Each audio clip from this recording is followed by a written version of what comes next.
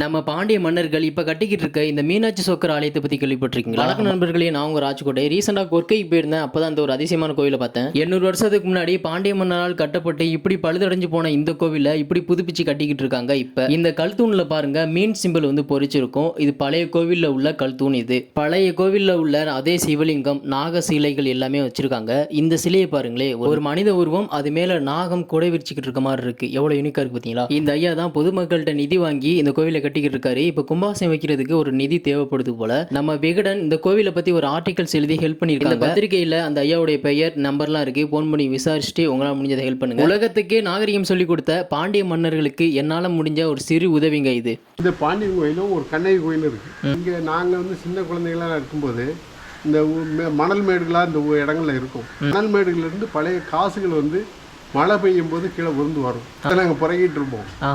அதெல்லாம் பிற்காலத்தில் வந்து நிறைய பேர் இது ஆராய்ச்சிக்கு வந்தவங்கள்ட்ட நாங்கள் கொடுத்தோம்.